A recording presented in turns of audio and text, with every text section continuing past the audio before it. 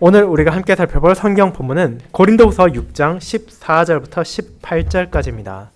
고린도후서 6장 14절부터 18절까지 기록된 말씀을 통하여 성령 하나님께서 우리와 함께 하심이 얼마나 큰 은혜이며 또 얼마나 거룩한 소명을 저와 여러분들에게 주었는지를 다시 한번 돌아보는 시간을 가지도록 하겠습니다. 하나님의 말씀 고린도서 6장 14절부터 18절을 낭독하겠습니다.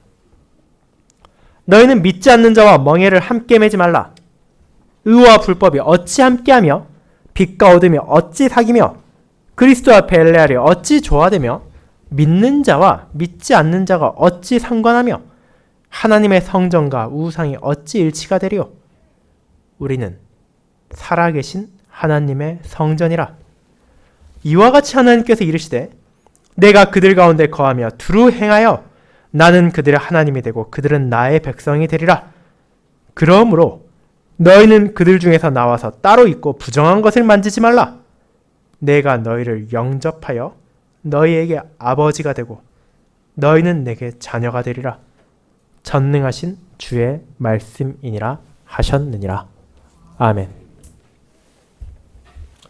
설교 후에는 찬송 36장 1A 1B 2A 2B절을 함께 부르도록 하겠습니다.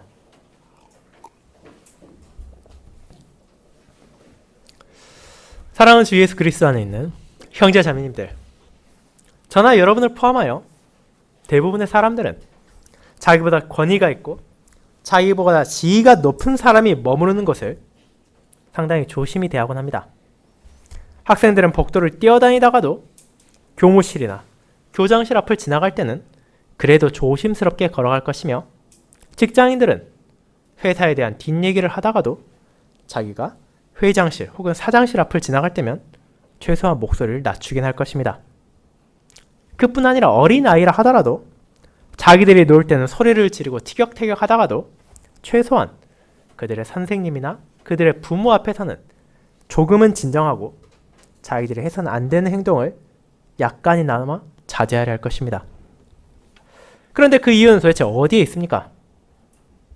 그 사람이 그에게 주어진 권위를 통해 나의 잘못을 벌할 수 있다는 것을 너무나 잘 알고 있기 때문입니다. 그렇게 우리는 그런 권위자 앞에서 스스로를 조심하지만 동시에 어려움에 처했을 때는 그런 사람에게 도움을 받을 수 있다는 것도 알고 있습니다.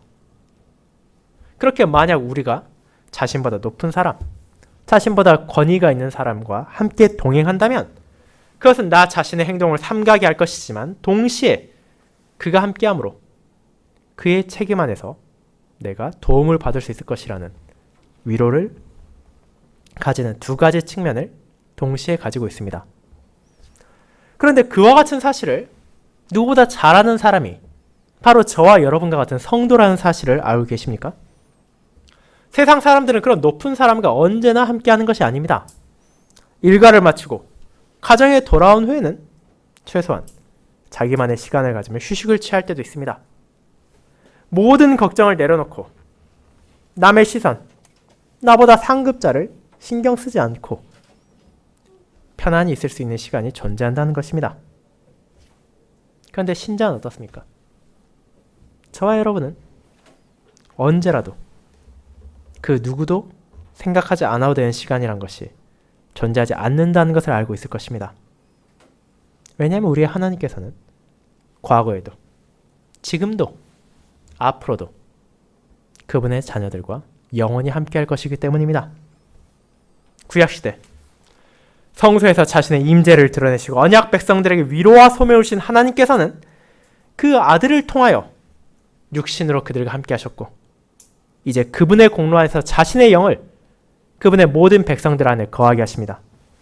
그렇게 우리는 언제 어디에서 무엇을 한다 하더라도 항상 그분이 나와 함께 하신다는 것을 기억하며 그분의 앞에서 그분의 백성으로 합당한 말과 행동을 드러내고 심지어 나의 생각까지도 그분의 뜻의 다스림을 받아야 될 것입니다. 이제 우리는 성령 강림 기념주일을 맞아 그와 같은 진리를 살펴볼 것입니다. 이를 오늘 본문인 고린도서 6장 14절부터 18절까지 기록된 잘 알려진 말씀을 기반으로 하여 성전에서 언약 백성과 함께 하시는 하나님이라는 제목으로 설교하고자 합니다.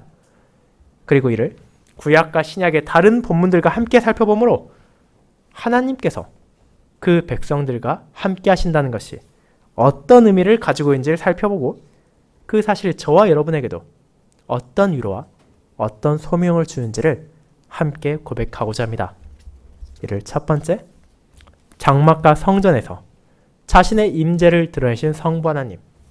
두 번째, 자신의 육신으로 그 백성들과 함께 하셨던 성자 하나님.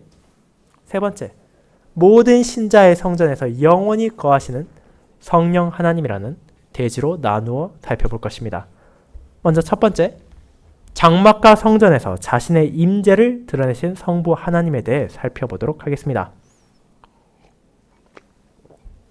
형제자매 여러분, 오늘 우리가 개혁교회 교회 질서에 따라 기념하는 성령 강림 기념 주일입니다. 그렇다면 흔히들 오순절이라고도 부르는 이 날을 우리는 어떻게 바라보고 기념해야 합니까? 이 날을 바르게 기념하기 위해서는 먼저 그렇게 우리 안에 계신 성령 하나님께서 어떤 분이신지를 바르게 알아야 될 필요가 있습니다.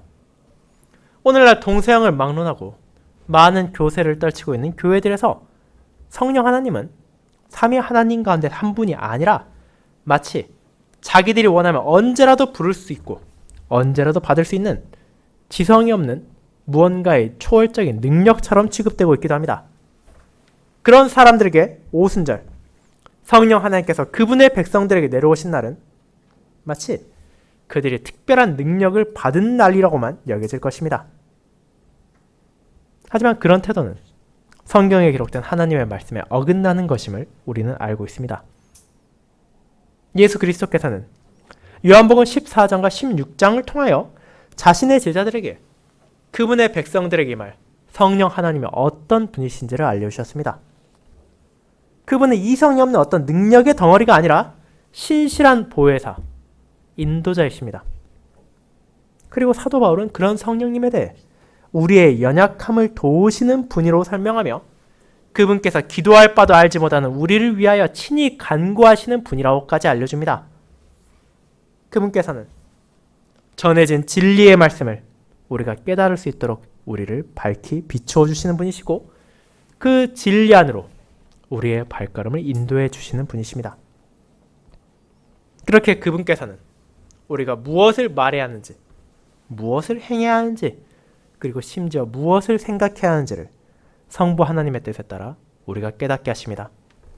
우리가 자신의 죄와 비참 가운데 이 세상을 가득 채우고 있는 세상의 방식에 따르지 않도록, 육신의 방식에 따르지 않도록 전해진 진리를 생각나게 하시며 하나님의 크신 은혜를 받은 그분의 백성으로서 그분의 뜻에 따라 순종하며 그분의 뜻에 따라 살아가도록 우리를 권면하시는 것입니다.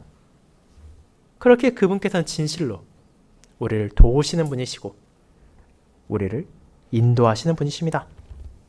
부족한 신자들이 자신의 뜻이 아니라 주님의 뜻에 따라 살아갈 수 있도록 하시고 우리가 길을 잃고 헤매지 않도록 붙잡아 주시는 분이십니다.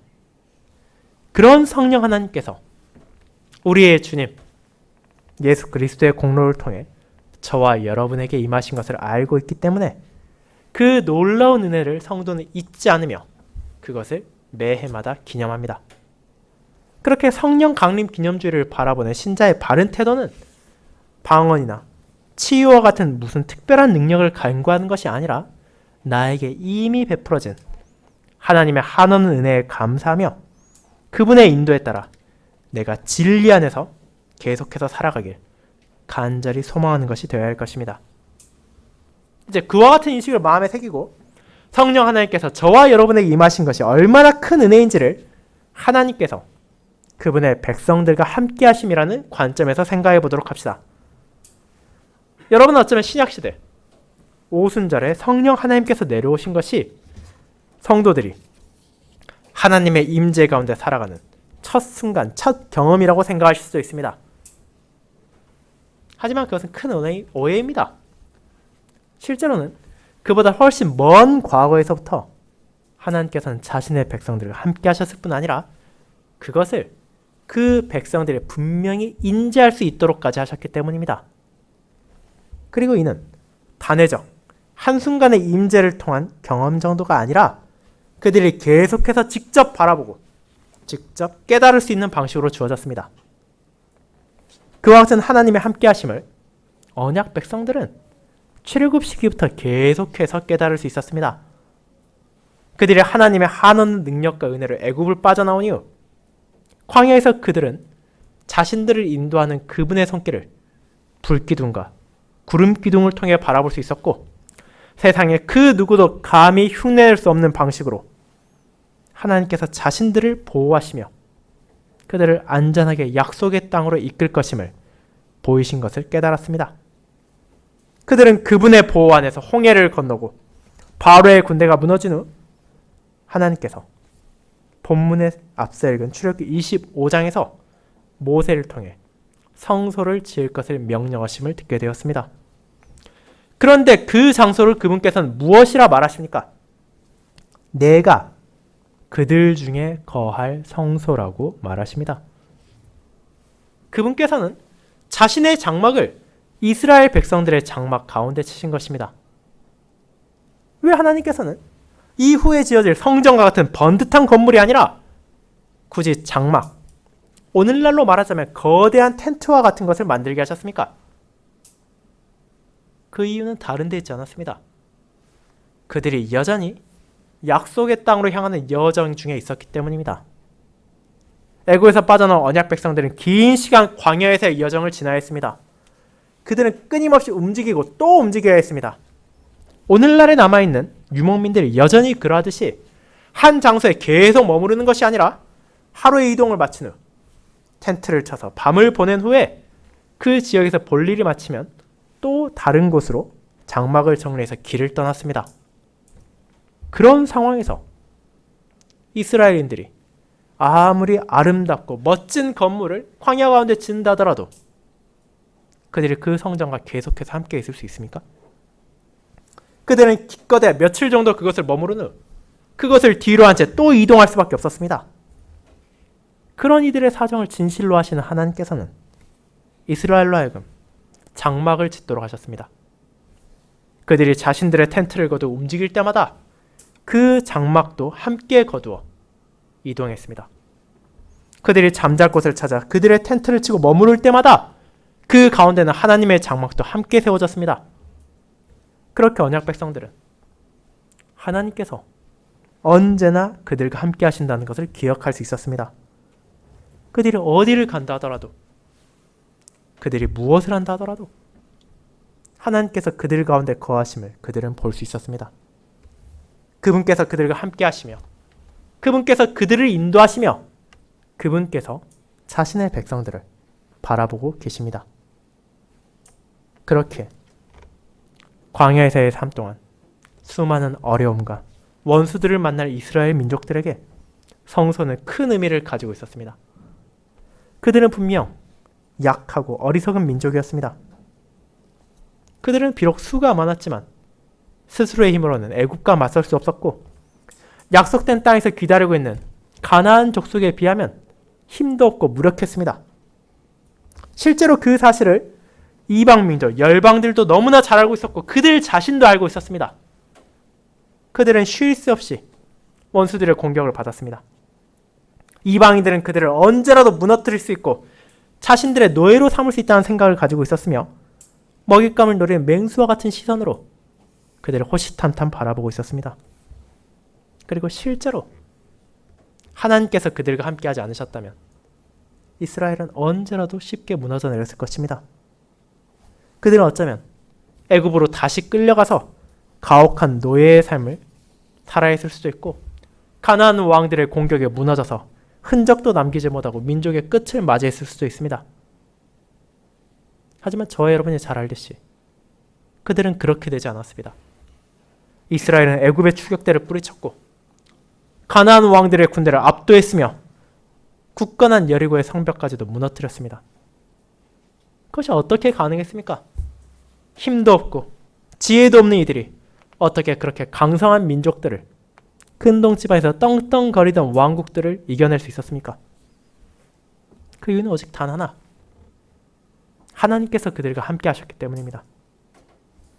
그들은 자신들과 함께하는 장막의 성소에 누가 임재하고 계신지를 알고 있었습니다. 자신들을 건지신 이가 자신들과 동행하고 계십니다.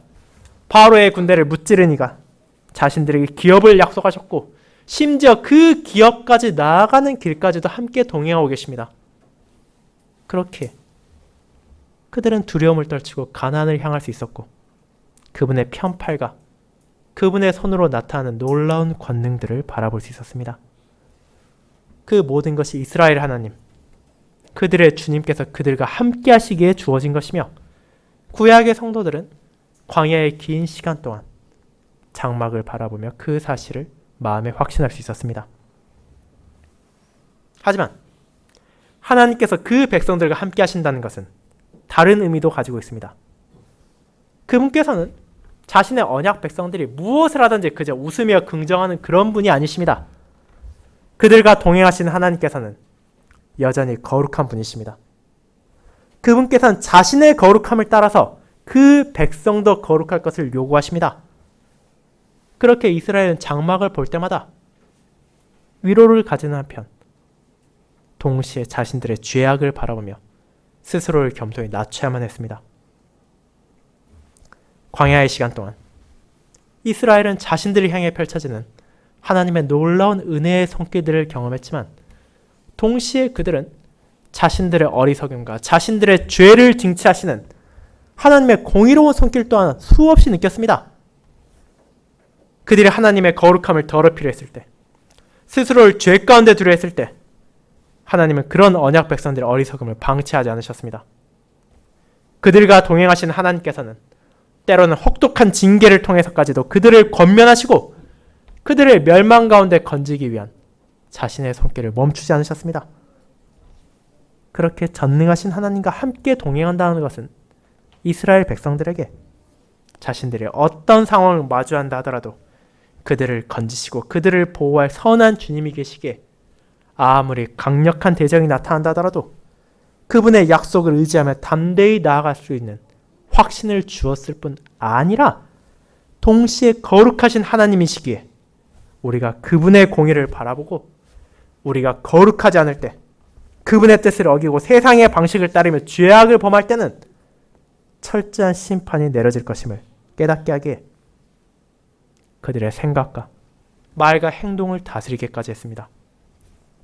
그와 같은 양면의 결과가 장막을 통해 광야의 이스라엘 백성들에게 주어진 것입니다. 그리고 그와 같은 하나님의 임재하심에 대한 확신은 그리고 이스라엘 백성들 가운데 거하시는 여호와에 대한 인식은 이제 그들이 광야에서의 여정을 마치고 그들의 나라를 세운 이후에도 주어졌습니다.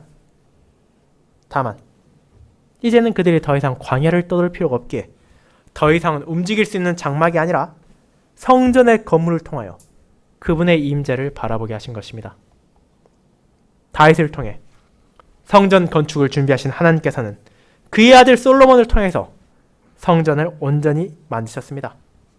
그리고 그 성전에서 계속되는 제사와 예식과 절기를 통해 구약 백성들은 하나님의 선하심을 바라보며 그분의 공의를 바라보고 감사와 찬양을 드렸으며 그분의 백성으로서의 합당한 삶을 살아가기 위해 그분의 은혜를 구했습니다. 하나님께서 그들 가운데 거하시기에 시온은 그 어느 산보다도 아름다운 것이었고 하나님께서 그들을 택하셨고 그들과 함께 하시기에 세상의 그 어떤 강성하고 부유한 민족보다 이스라엘은 특별한 민족이었습니다. 그리고 그분께서 동행하시기에 이스라엘은 자기 주변의 어떤 나라보다도 거룩해야 할 소명까지도 받고 있었습니다. 그와 같은 확신과 소명이 성전을 통해서 이스라엘 백성들에 끊임없이 주어지고 있었습니다. 사랑하는 형제자매 여러분,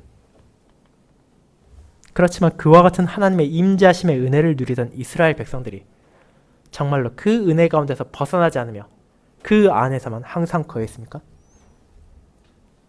놀랍게도 그렇지 않을 때가 훨씬 많았다는 것을 우리는 인정할 수밖에 없습니다.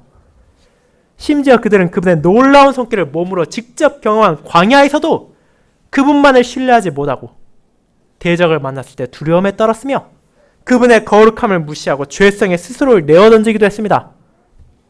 그렇게 구약의 성도들은 하나님께서 자신들과 동행하고 계심에도 불구하고 마치 그분께서 없다한 듯이 행동했던 것입니다. 그들은 그렇게 자신들의 어리석음을, 자신들의 완악함을, 자신들의 목이 얼마나 뻣뻣한지를 증거했을 뿐 아니라 그 결과 하나님의 공의로운 심판을 마주해야 하기까지 했습니다. 그들은 그렇게 자신들에게 주어진 소명을 무시한 결과가 얼마나 심각한 것인지를 경험해야 됐고 하나님만을 온전히 신뢰하지 못한다는 것이 얼마나 무지한 행동인지를 깨달아야 했습니다. 그리고 그렇게 그분의 권면을 통해서, 그분의 징계를 통해서 그 사실을 인식한 이들은 다시금 겸손히 자신을 낮추고 장막의 성소를 바라보고 성전을 바라볼 수 있었습니다.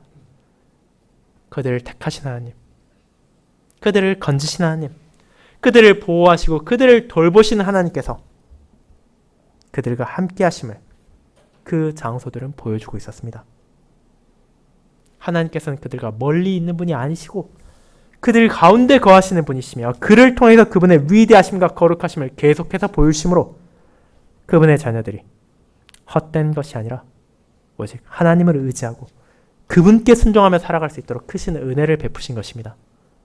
그리고 그 은혜는 이제 그들의 눈으로 직접 그런 하나님의 영광을 직접 바라볼 수 있도록 자신의 독생자를 보내실 때 더욱 찬란하게 드러났습니다.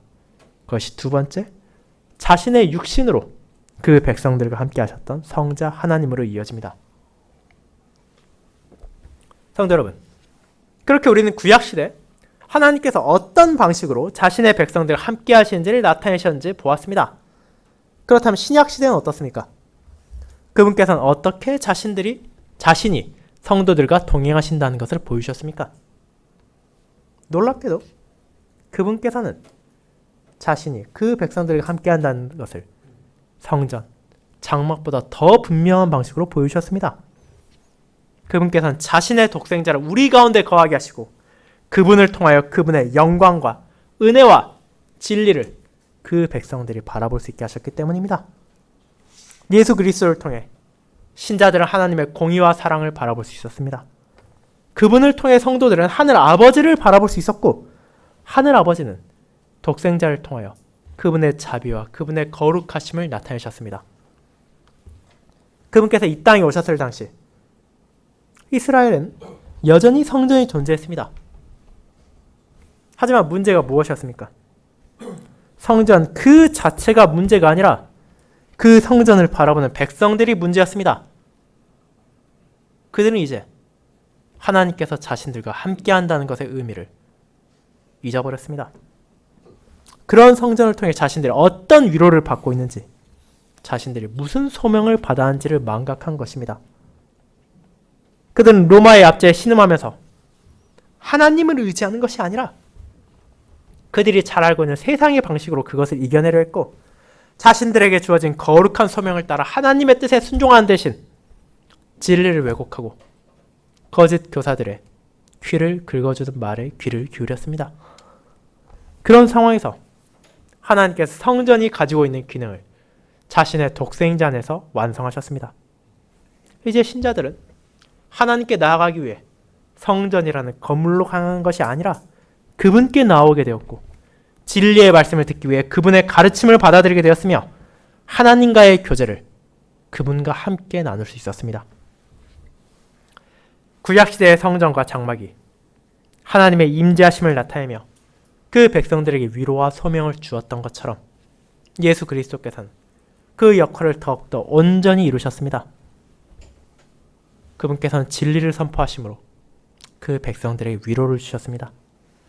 죄와 비참으로 인해 고난받는 이들에게 너희가 그토록 바라던 하나님의 약속이 이루어졌다는 것을, 그분께서 약속하셨던 구원자가 왔다는 것을 알려줌으로써 이 세상 어디에서도 그 누구도 줄 수 없는 위로를 주셨습니다.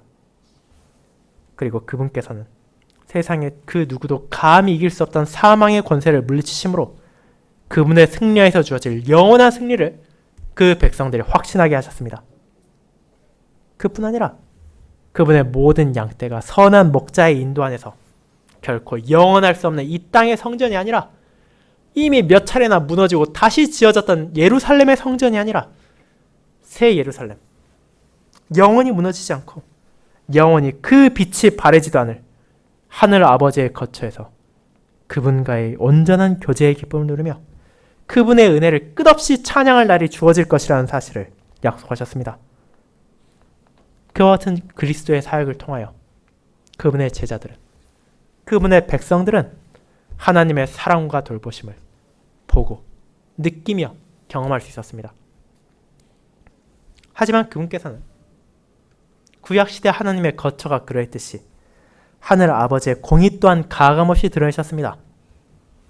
그분께서 함께 하실 때 언약 백성들이 경험한 것은 결코 편안함과 위로, 기쁨만이 아닙니다. 예수님께서는 자신이 죄로부터 그들을 건질 자라는 것을 증거하시는 과정에서 먼저 너희가 죄인이라는 것을 드러내셨기 때문입니다. 하늘 아버지의 뜻을 거역하고 죄 가운데 머무는 자들에게 임할 심판을 선언하셨고 아버지의 공의가 얼마나 두려운 것인지도 말하셨습니다. 그렇게 그분과 함께하는 백성들은 그분의 가르침에서 위로를 받기도 했지만 동시에 그 자신의 죄를 돌아보고 스스로를 돌이켜야 한다는 소명 또한 끊임없이 받고 있었습니다. 그와 같은 방식으로 임마누엘, 자기 백성들과 함께 거하시는 하나님을 가장 분명하게 증거하신 예수 그리스도께서는 자신의 성취를 통하여 이제 더 이상 예루살렘의 성소라는 그 성전 안에 있는 지성소라는 곳에서 하나님께서 그 백성들과 함께하지 않으심을 보여주셨습니다. 가장 거룩한 장소, 성소의 휘장이 찢어지게 하심으로 하나님의 인재가 이제 근동지방에 위치한 작은 도시 예루살렘을 통해서만 드러나는 것이 아님을 알게 하신 것입니다. 이제 그분의 은혜 안에서 하나님께서는 히브리인이라는 한 민족이 아니라 온 민족 가운데 그분이 택하신 자들과 동행하고 계시며 이스라엘이란 한 나라가 아니라 온 땅에 위치한 모든 나라에서 그분의 영광과 공의를 드러내고 계십니다. 그렇게 예수님께서는 성전이 가졌던 기능을 온전히 이루셨을 뿐 아니라 하나님의 은혜가 언약 바깥에 있던 이방인들에게까지도 주어지게 되었음을 가장 분명한 방식으로 보여주셨습니다. 사랑하는 성도 여러분, 그렇게 저와 여러분은 더 이상 하나님의 임재하심, 그분께서 우리와 동행하심을 확신하기 위해 먼 길을 떠나 예루살렘을 방문할 필요가 없습니다. 우리는 그분의 말씀 안에서 하나님께서 얼마나 크신 사랑을 베풀고 계신지를 알 수 있고 그분께서 얼마나 거룩한 분이신지를 깨달을 수 있게 되었기 때문입니다. 우리의 주님 예수 그리스도께서 성소의 휘장을 찢으셨기에 이제 저와 여러분은 그분 안에서 하늘 아버지의 자비와 공의를 확신할 수 있게 되었습니다.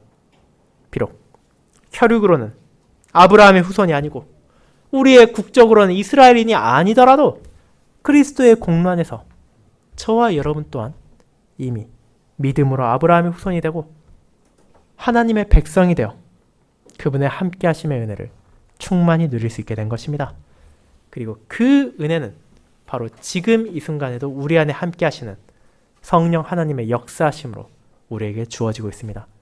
거의 세 번째, 모든 신자의 성전에서 영원히 거하시는 성령 하나님으로 이어집니다.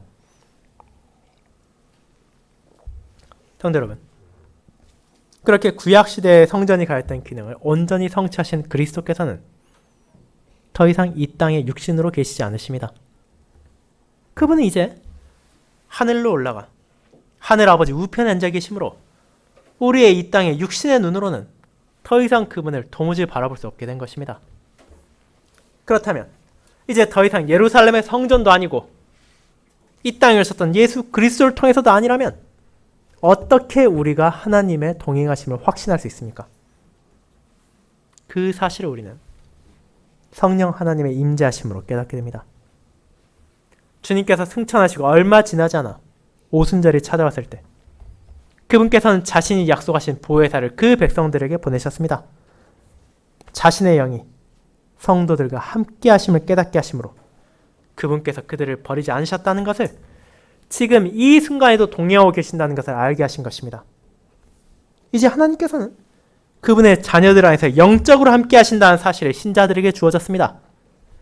그 진리를 사도 바울은 오늘의 본문에서 다음과 같이 고백했습니다. 우리는 살아계신 하나님의 성전이라고 말입니다. 앞선 고린도의 교회에 보낸 서신에서 그 성전은 바로 성령 하나님께서 거하신다는 것을 알린 바울은 하나님의 은혜 안에서 그분을 믿고 그분을 의지하는 모든 자들이 성전이 되었음을 밝힙니다. 광야에 있던 장막이 아니라 예루살렘에 있는 성전이 아니라 우리 모두가 그 거룩하신 하나님의 성전이 된 것입니다. 이제 우리는 그분께서 거하시는 장소가 되었습니다. 그 진리를 전한 바울은 레위기 26장을 비롯한 구약 성경들을 인용해서 그 은혜가 저와 여러분에게 어떤 의미를 가지고 있는지를 16절부터 18절까지를 통해 보여줍니다. 내가 그들 가운데 거하며 두루 행하여 나는 그들의 하나님이 되고 그들은 나의 백성이 되리라. 그러므로 너희는 그들 중에서 나와서 따로 있고 부정한 것을 만지지 말라. 내가 너희를 영접하여 너희에게 아버지가 되고 너희는 내게 자녀가 되리라. 전능하신 주의 말씀이니라. 그리고 이 말씀이 우리에게도 주어졌습니다. 성령님께서 우리와 함께 하신다는 것을 확신함으로 우리는 그 하나님께서 바로 나의 하나님이라는 것을 깨닫게 됩니다. 그분께서 나를 거룩한 삶으로 부르시고 있다는 소명을 알게 됩니다. 그리고 그분께서 나의 아버지로서 자신의 자녀를 선하게 인도하심을 알게 되며 그런 하나님께서 전능하신 분이시기에 우리가 어떤 두려움도 가지지 않고 온전히 그분만을 의지할 수 있다는 것을 고백하게 됩니다. 그것이 바로 그리스도의 공로로 성령 하나님께서 우리 안에 거하심을 알게 된 모든 신자들이 누리는 은혜입니다. 우리는 지혜가 부족합니다. 능력도 모자랍니다. 그럼에도 불구하고 우리가 이 땅에 살아가는 동안 우리를 가득 채우는 것은 불안, 좌절이 아니라 소망과 위로입니다. 왜냐하면 우리의 보혜사, 그리스도의 약속대로 우리를 신실히 도우시고 우리에게 진리를 깨닫게 하시고 우리를 인도하시는 성령 하나님이 저와 여러분과 함께 하시기 때문입니다. 그분을 통해 하나님께서 우리의 모든 순간에 동행하심을 알게 되므로 우리는 심지어 역경을 마주할 때도 기뻐할 수 있습니다. 그분께서 나를 선하게 인도하시며 그분께서 하늘 아버지를 통해 모든 것을 선하게 인도하신다는 것을 확신하기 때문입니다. 그렇게 우리의 주님 예수 그리스도께서 약속하신 대로 하나님께서는 우리와 영원히 함께 하십니다. 그 사실을 이제 특정한 건물을 통해서가 아니라 이제 그분의 영을 우리 안에 거하심으로 잊지 않게 하신 것입니다. 사랑하는 여러분, 그렇게 우리는 성령 하나님께서 우리 안에 거하심을 기념합니다. 예수 그리스도의 공로로 그분의 영이 함께 하신다는 것은 우리에게 위로를 주고 소명을 줍니다. 전능하신 하나님께서 나의 하나님이 되시며 그분께서 나와 동행하심으로 나를 모든 상황에서 돌보신다는 것은 이 땅에서 우리가 함께 할 수 있는 어떤 권위자보다도 어떤 부모보다도 어떤 선생님보다도 분명한 보증이 되고 위로가 되며 나를 흔들리지 않게 잡아줄 것입니다. 그렇게 주님 안에 굳건히 선 자로서 우리는 부정함을 받아들이지 않고 하나님의 거룩하심을 따라 그분의 거룩함을 세상에 증거하는 삶을 살게 됩니다. 그리고 그 길을 우리가 나아갈 수 있도록 성령 하나님께서는 우리에게 지혜를 주시고 우리에게 힘을 주시고 우리가 할 말을 입에 주십니다. 그렇게 우리는 성령 하나님의 임재하심을 기념하며 그 놀라운 사랑에 감사하고 그 공에 자신을 낮춤으로 삼위 하나님께 끝없이 찬양을 돌립니다.